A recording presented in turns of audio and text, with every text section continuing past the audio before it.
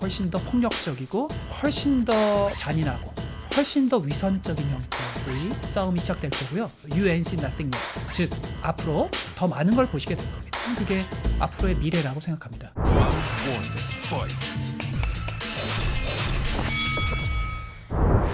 안녕하세요. 박종훈의 경제한방입니다.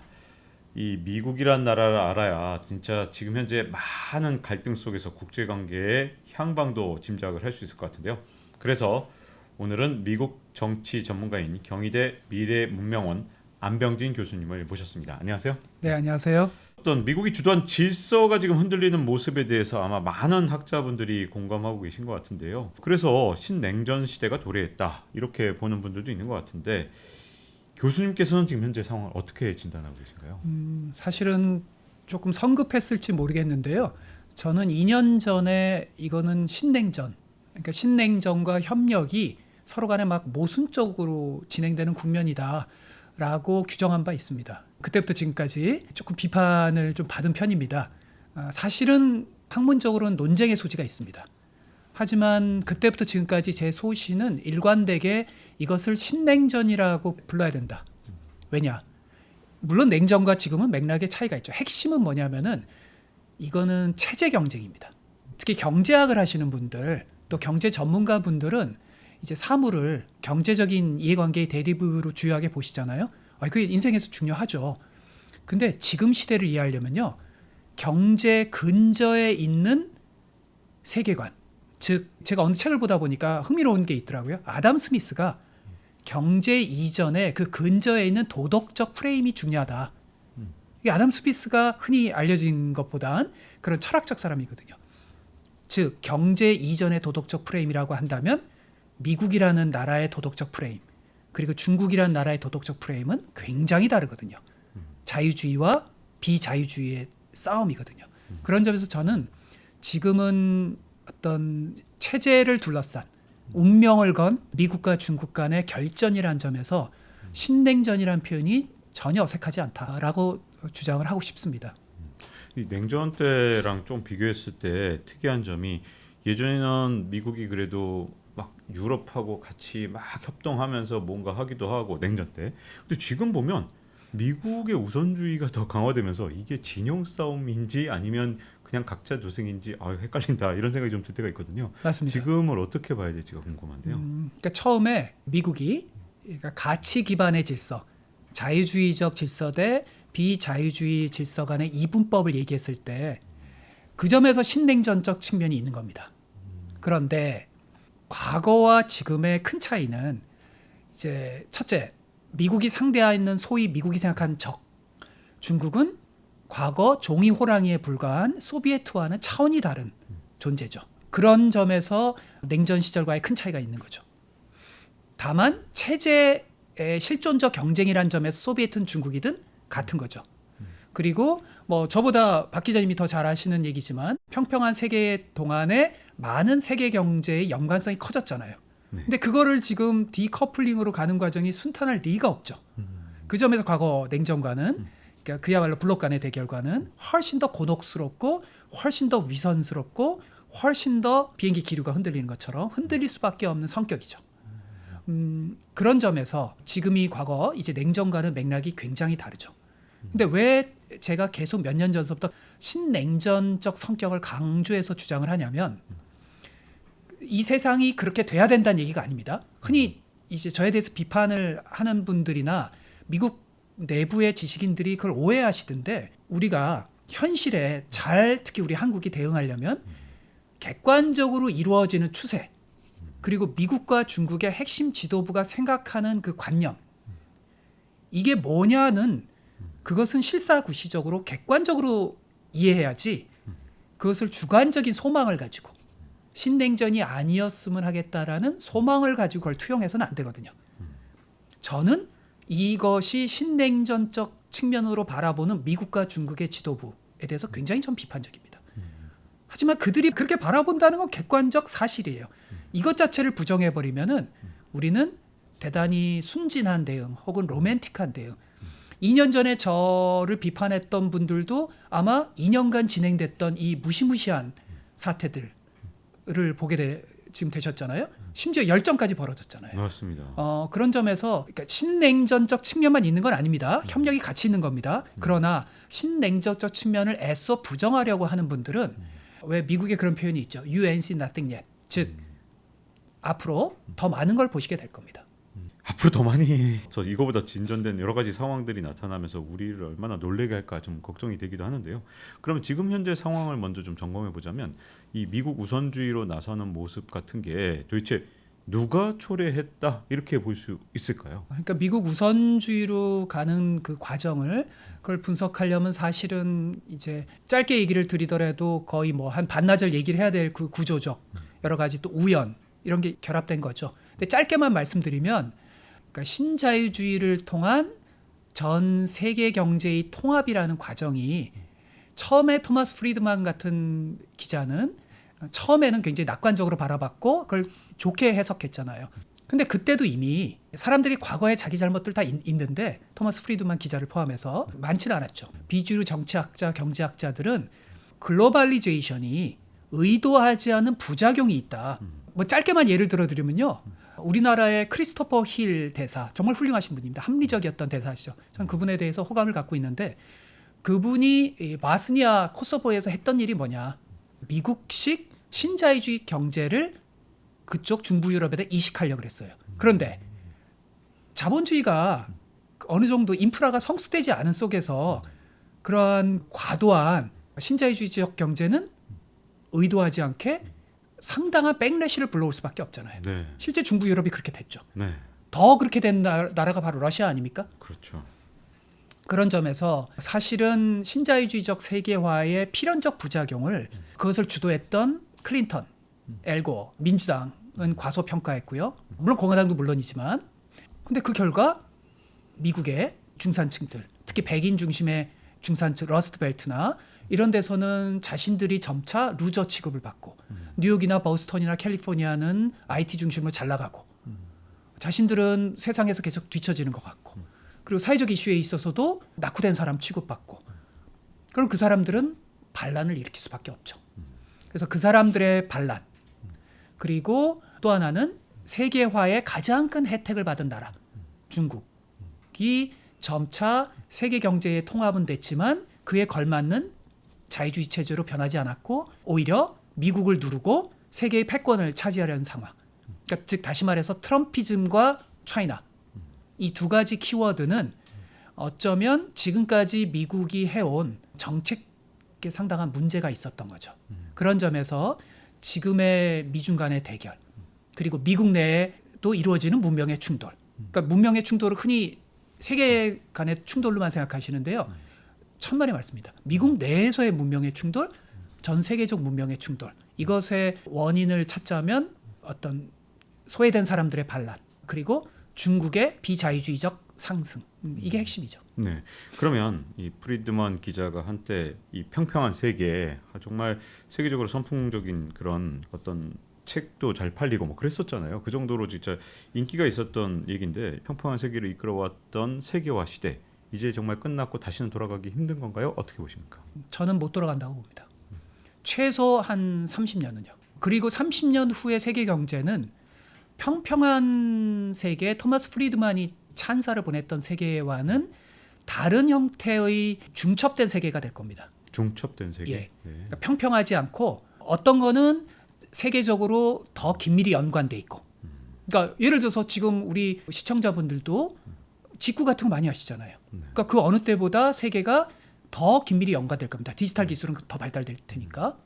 예를 들어서 뭐 교육도 이제 버추얼 리얼리티. 예를 들어서 뭐 교수를 바로 옆에 있는 것처럼 실감나게 느끼는 식으로 변화되겠죠. 네. 즉 세계화는 훨씬 더 촘촘해질 겁니다. 근데 동시에 지금처럼 지역에 뿌리 내리지 않는 토마스 프리드만이 찬양했던 세계화.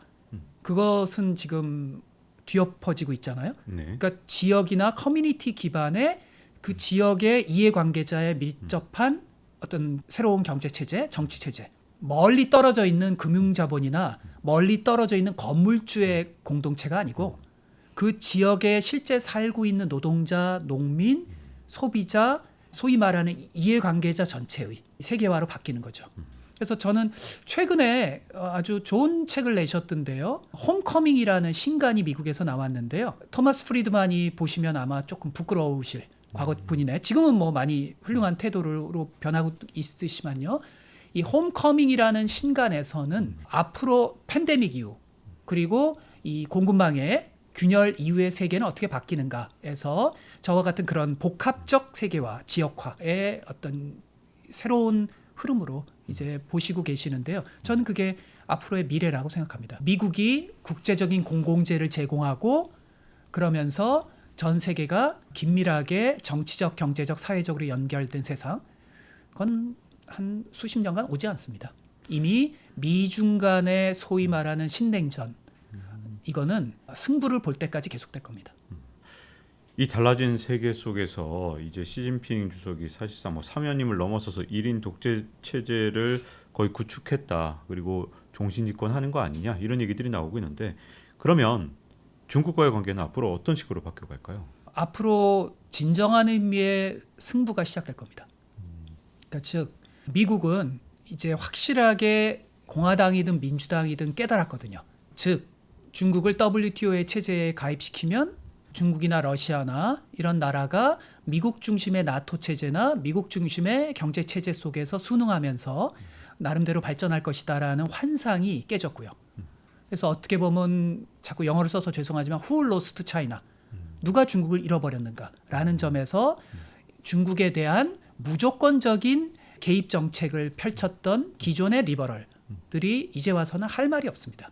그래서 이 사람들이 요즘에 더 보호주의적 기조나 이런 과거의 트라우마 속에 자기 입장을 바꾸고 있거든요. 그런 점에서 어떻게 보면은 지금 미국은 되돌릴 수 없는 과거, 지금까지 손해봤던 걸 더 만회하기 위해서 그리고 중국의 부상을 꺾어서 중국과의 헤게모니 싸움에서 승리하기 위해서 일본을 팔을 비틀었던 플라자 합의 정도가 아니라 훨씬 더 강력한 팔 비틀기, 다리 부러뜨리기를 앞으로 갈 겁니다. 왜냐하면 과거 역사에 관심이 있는 분들이라면 영국에서 미국으로 헤게모니가 이전되는 과정을 최근에 다시 한번 복기를 해보시면 흥미로우실 겁니다. 영국에서 미국으로 헤게모니가 이전되는 과정도 그리 평화롭지는 않았거든요. 하지만 결정적으로는 평화롭게 끝났죠. 왜냐? 가치를 같이 하고 있는 거죠. 그러니까 경제에만 관심을 가지시는 분은 이런 걸 놓치시게 되는데 영국과 미국은 자유주의적 가치라는 공통대 속에서 비교적 그래도 평화롭게 이행을 했던 겁니다. 그런데 중국에서 미국으로, 그러니까 미국에서 중국으로 이행이 된다? 평화롭게? 체제라는 건요, 네. 목숨을 건 경쟁이에요.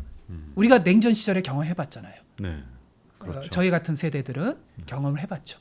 그런 점에서 앞으로의 헤게모니 혹은 체제 이행을 둘러싼 경쟁은 지금 훨씬 더 폭력적이고 훨씬 더 잔인하고 훨씬 더 위선적인 형태의 싸움이 시작될 거고요. 모든 싸움은 상대 게임입니다. 미국이 이렇게 깨달은 거에는 중국이 전략적으로 큰 오류를 범했기 때문입니다. 2008년 미국의 경제 위기를 보면서 중국 공산당 지도부가 안이하게 평가했죠. 제가 그래서 강연이나 컬럼이나 이런 데서 저는 중국 지도부가 결코 현명하지 않다라고 얘기를 드리면서 2008년에 이 사람들은 자본주의라는 체제를 이해하지 못했다라고 말씀을 드렸습니다. 원래 마오쩌둥이 자본론을 원전으로 안 읽었어요. 원전으로 읽은 사람은 막스의 자본론을 잘 이해하면요, 자본주의가 가지는 탄력성을 가장 강조한 건 칼막스입니다. 근데 2008년에 자만을 가졌죠. 그 이후로 후진타오 이후에 시진핑으로 오면서 훨씬 더 미국을 우습게 봤고 그 대가를 일찍 굴기를 한 대가로 지금 반도체 AI를 비롯한 모든 분야에서 엄청난 고통을 중국은 감당해야 되는 거죠. 제 얘기가 좀 길어졌는데 짧게 더 첨가하면 이건 상호 게임입니다. 중국도 이제 미국이 과거에 천진난만한 미국 그리고 공공재를 국제사회에 공급하면서 관대한 미국, 그런 미국은 이제 오지 않는다는 걸 중국 공산당 지도부도 이제는 알게 됐습니다. 그리고 미국이 팔을 비틀어서라도 자기네들을 주저앉힌다라는 걸 민주당이든 공화당이든 합의가 이미 끝났다라는 걸 굳이 시점을 따지자면 트럼프 한 중반 정도, 물론 그 이전서부터 진행됐던 거지만 그걸 중국 공산당 지도부도 깨달은 거예요. 그래서 이번 공산당 대회에 사람들이 놀라시던데 저는 놀라는 거에 대해서 놀라게 되는데 논란이 계속. 그러니까 시진핑이라고 하는 디지털 스탈린주의자의 역지사지 그의 입장에서 한번 생각을 해보세요. 만사 국제 외교는 항상 적의 입장에서 생각할 줄 알아야 되거든요. 근데 시진핑의 입장에서 미국이 자신들의 수단과 방법을 가리지 않고 팔을 비틀려고 한다. 라면 그가 따라서 선택할 수 있는 것은 2008년도 이후에 시작됐던 미국에 대한 강공을 더욱더 강력하게 진행할 수밖에 없죠. 그렇지 않으면 기세에서 밀리게 되면 일본처럼 이제 잃어버린 세월이 시작되는 거죠. 그래서 중국 공산당은 그것이 이번 당대에 드러났듯이 훨씬 더 권위주의적 통치 방식을 채택해야 되고 국방에 있어서 어쨌든 미국과 상대할 수 있는 정도의 국방을 갖추기 위한 더 배전의 노력을 할 수밖에 없고 그리고 민주적인 어떤 외양을 낀 소위 옛날 막스 레닌주의에서 얘기하는 민주 집중제 그 외양도 이젠 포기하고 신속한 의사결정, 제왕적 의사결정으로 갈 수밖에 없습니다. 뭐 누가 이기느냐까지는 좀 무리한 질문일 수도 있을 것 같아서 그냥 현재 지형에서 그러면 어느 쪽이 더 유리한 상황이 있습니까? 미국과 중국 중에서. 현재 지형은 미국이 유리합니다. 네. 한때 박 기자님이 기억하시겠지만 한 10년 전인가요? 5년 전서부터 미국과 한국에선 그러니까 중국이 미국을 조만간 추월한다. 그리고 미국의 제국의 헤게모니가 쇠퇴한다라는 얘기가 사실은 지배적이었잖아요. 네. 그리고 최근까지도 달리오 헤지펀드 회장의 책이 한국에서도 제법 인기이더라고요. 저는 그 책을 보면서 이해가 잘 안 됐는데 달리오 회장님식으로 볼 수는 있죠. 뭐 예를 들어서 수십 년이 지나야 누가 맞는지를 알겠지만 저는 미국이란 나라를 사람들이 아직도 잘 모르는 것 같아요. 전 처칠을 굉장히 좋아합니다. 처칠은 이 인생의 어떤 통찰이 있으신 분이거든요. 그분의 이념적 성향에 대해서는 각 진영을 저마다 다르게 평가할 수는 있겠죠. 하지만 그 인생에 대한 통찰이라는 점에서 처칠만큼 뛰어난 사람이 없거든요. 어떤 격언들. 그러니까 제가 가장 좋아하는 처칠의 격언 중에 하나가 미국은 대부분 그릇된 결정을 한다. 미국의 외교안보의 결정 중에서 제대로 된 결정이 초기에 있었던 게 없거든요. 저는 그런 점에서 미국에 대해서 굉장히 비판적인 사람입니다. 그러나 처칠의 마지막에 한마디를 추가합니다. 그러나 결과적으로는 올바른 판단을 한다. 1차 대전, 2차 대전. 네. 결과적으로는 참전하는 데까지 진짜 오래 걸렸지만 오래 어쨌든 걸렸죠. 참전을 했죠. 어쨌든 네. 참전해서 파시즘으로부터 구한 건 사실이잖아요. 그렇죠. 네. 물론 그에 대해서도 각 네, 역사자마다 뭐 그것까지 얘기가 좀 다르겠지만. 길고요. 네. 그런데 그런 점에서 중국을 상대로 대단히 순진했고 그리고 무지했고 오만했습니다. 미국은 중국에 대한 러시아에 대한 수많은 오판과 오늘날 문제를 누적해왔죠. 하지만 이제 와서 중국에 대해서 깨닫기 시작했죠. 그 점에서 미국은 한번 깨달으면 무섭게 전방위적으로 어떤 인적, 물적 이런 걸 동원할 수 있는 능력이 있습니다. 그렇죠. 뭐 풍부하니까 진짜 모든 것이. 그럼요. 네. 미국을 잘 모르시는 한국의 일부 보수적인 분들이 미국을 무슨 시장 근본주의적 국가라고 오해들을 하시는데 그리고 미국을 우리가 배우자. 미국은요. 상당히 국가 자본주의적 국가입니다. 네, 시작부터 그랬죠. 시작부터 그랬고 네. 항상 그래왔고 지금은 그것이 훨씬 강화가 되고 있습니다. 이제 그 점에서 저는 미국 제국의 쇠퇴, 뭐 쇠퇴는 할 겁니다. 인생의 봄, 여름, 가을, 겨울이 있듯이 쇠퇴합니다. 그러나 최소한 저는 2030년에서 50년 사이에는 까지는 중국이 따라잡기는 쉽지 않을 일부 지역만 따라잡겠죠. 그 이후에는 감히 저 같은 수준의 사람이 예측할 수 없는 결정적 변수가 있습니다. 네. 기후라고 하는 변수. 이 변수 속에서 미중 관계가 또 어떻게 바뀔지 지금부터 뭘 준비해 갈지에 따라서 그 이유를 예측하는 건 힘듭니다. 헤게모니가 따라잡힐지 아니면 여전히 갈지. 그것 자체가 사실은 굉장히 긴 주제의 얘기입니다. 네. 저도 사실 레이 달리오가 중국을 너무 높게 평가하는 부분에 있어서는 그분이 저보다 훨씬 많은 것을 알아서 그렇게 보시는지 모르겠습니다만 쉽게 동의가 안 되더라고요. 그래서 저도 교수님처럼 지금 미국이 훨씬 더 유리한 입장이라고 보다 보니 여기 궁금함이 시진핑 주석이 결국은 밀리게 될 수밖에 없다. 경제적으로 결국은 중국이 먼저 문제가 생기게 될 거고 그러면 그 분노와 불만 이 중국의 국민들이 막 분노하고 불만하면 그걸 밖으로 돌리려면 이게 자칫하면 대만이라는 카드를 쓰는 거 아니냐 이렇게까지 이제 약간 좀 생각이 가니까 약간 걱정되는 게 뭐 지금 당장 아니더라도 27년쯤 또 이제 뭐 사연임 얘기가 나오면서 종신 집권을 굳히려 그러면 또 대만 카드를 사용하는 거 아니냐 이런 걱정들이 들더라고요. 제가 왜 2년 전에 그 신냉전과 협력의 모순적 국면이라고 말한 이유 중에 하나에 지금 대만 문제도 있습니다. 그때 제가 이해가 안 됐던 게 그때 일부 지식인들이 그러니까 대만 문제를 과소평가하시더라고요. 그때 제 강연을 보시면 아마 제가 했던 얘기들이 나올 텐데요. 그러니까 일부 지식인들은 대만은 이미 시진핑의 자장 안에 있기 때문에 뭐 굳이 시진핑이 군사적 위험을 감수할 이유가 있을까? 이런 이야기를 하시는 분들도 그때 있었습니다. 천진난만한 분들이죠. 국제 정세의 엄중함을 일부 지표로만 이해를 하시니까 그리고 시진핑의 머릿속에 들어가려고 노력을 안 하셔서 그렇습니다. 근데 지금은 시진핑이 대만을 침공하려고 할 가능성 자체, 그 가능성이 높든 낮든 그걸 부정하는 지식인 없잖아요. 네. 전 세계적으로. 네, 그렇죠. 이제는. 네. 가능성 자체는 다 인정하는 뭐 거죠. 여전히 순진한 사람은 있겠죠. 네. 근데 뭐 거의 다수는 그렇습니다. 가능성은. 물론 그거 침공할 것이다 말 것이다. 이거는 필연성으로 얘기한다면 그건 사회과학자가 아니죠. 네. 무당이죠. 그걸 필연성으로 얘기해서는 안 되죠. 다만 가능성이 어느 정도 되느냐에 있어서 예측의 영역이겠죠. 근데 그때 제가 그런 얘기를 드렸던 이유는 미국 펜타곤에서는 이미 오래전서부터 전쟁에 대한 시뮬레이션을 돌렸고요. 그걸 단지 군산복합체의 어떤 예산 정국을 위한 음모라고만 보시면 안 되는 게요. 시진핑이 가지는 그 합리적 동기라는 게 있는 거잖아요. 지금은 많은 사람들이 이런 주장을 다 하시던데 시진핑이 계속 연임을 하기에는 마오나 등소평 이런 정도의 업적이 보이는 건 아니잖아요. 업적이 아무래도 차이가 많이 나죠. 네. 그러면 가장 결정적인 업적은 아무래도 대만에서 찾아지는 거고 그리고 박 기자님 말씀처럼 지금 중국의 민족주의라는 건 굉장히 아주 공세적이고 심하잖아요. 그리고 미국의 헤게모니가 이토록 약화된 적이 없죠. 미국이 직접 이 전쟁에 개입한다? 이것은 미국 역사상 최고의 도박 아닙니까? 네. 그런 점에서 시진핑이 이것을 욕심낼 수 있는 다양한 요소들이 있죠. 다만 시진핑이 그것을 언제 감행하느냐, 감행할 것이냐 여부는 모든 국제관계의 결정이 그렇듯이 국내 정치적 요소 그리고 미국이 그 당시 어떤 상황인가, 누가 대통령인가, 그리고 미국의 국내 여론이 어떤 상태인가, 그리고 미국이 대만 방어를 위해서 어느 정도 지원이 강화되고 있는가, 그리고 중국의 상륙작전이 충분히 실행할 만큼 준비가 되었는가, 이런 아주 디테일한 요소들이 다 있겠죠. 하지만 최소한 지금 현재 국제정세의 엄중함을 이해하는 사람이라면 시진핑의 대만 침공의 가능성을 하나의 가능성으로 놓고 모든 국제사회는 그에 대한 시뮬레이션이 이미 준비되어 있어야 됩니다. 특히 우리 한반도는.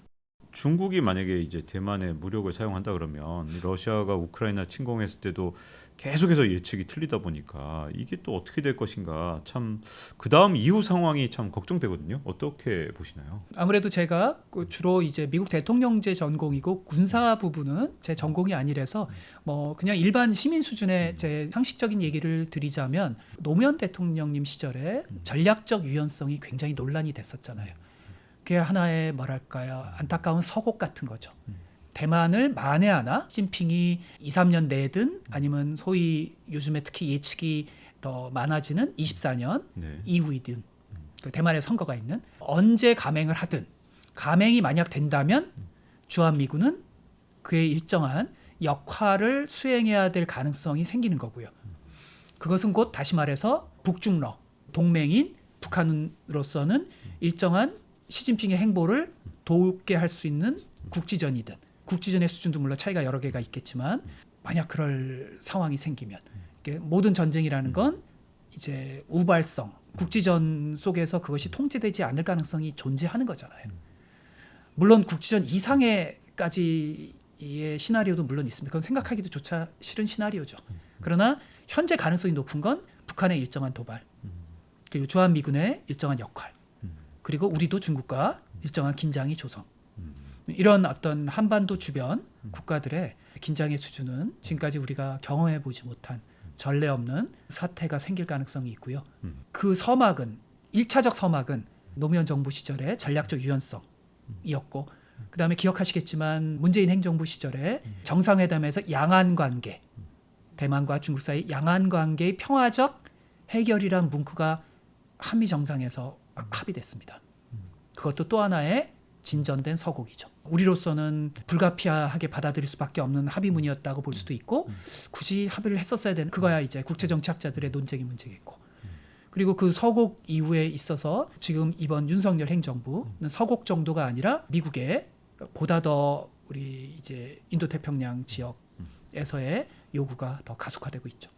근데 이제 윤석열 대통령은 외신하고의 인터뷰에서 대만과는 살짝 선을 긋는 듯한 또 인터뷰를 하기도 했잖아요. 그러면 우리 정부의 어떤 이 현재 정세 분석이나 앞으로 이 국제 정세에서 어떻게 대응할지 그리고 어떤 방식이 또 현명한 대응인지 이게 좀 궁금해지는데요.